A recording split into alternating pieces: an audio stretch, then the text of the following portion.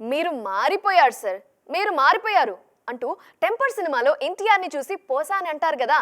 ఇప్పుడు మహేష్ బాబుని చూసి ఫ్యాన్స్ ఇదే అనేలా ఉన్నారు. ఎందుకంటే రాజమౌళి సినిమా కమిట్ అయ్యాక ఫ్యూచర్ ప్లానింగ్స్ అన్నీ మార్చుకుంటున్నారు మహేష్. మరోవైపు మహేష్తో సినిమా కమిట్ అయ్యాక రాజమౌళి కూడా మారిపోతున్నారు. గుంటూరు కారం తరువాత పూర్తిగా రాజమౌళి సినిమాతో బిజీ అయిపోయారు మహేష్ బాబు. ఇంకా పూజా కార్యక్రమాలు కూడా కాలేదు. కానీ అప్పుడే దీనికోసం చాలా టైం ఇచ్చేశారు సూపర్ స్టార్. గుంటూరు కారం తర్వాత చిన్న వెకేషన్ కి వెళ్ళొచ్చిన సూపర్ స్టార్ తర్వాత రాజమౌళి సినిమాపై ఫోకస్ పెట్టారు. జక్కన్న సినిమాతో తన మార్కెట్ పెరుగుతుందని ముందుగానే డిసైడ్ అయిపోయారు మహేష్.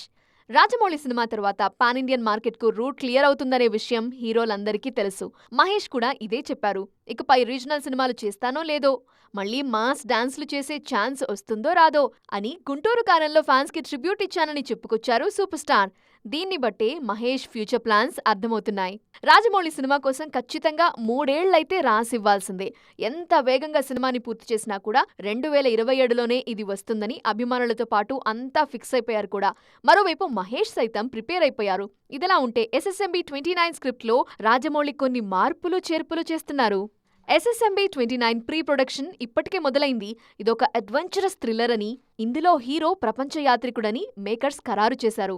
మరోవైపు ఈ సినిమా తర్వాత రీజనల్ సినిమాలకు దూరంగా ఉండే ఆలోచన చేస్తున్నారు మహేష్. 2024 సెకండ్ హాఫ్ లో ఈ సినిమా రెగ్యులర్ షూటింగ్ మొదలుకానుంది. మహేష్ తప్ప మరే కాస్టింగ్ ఇందులో ఫైనల్ కాలేదు.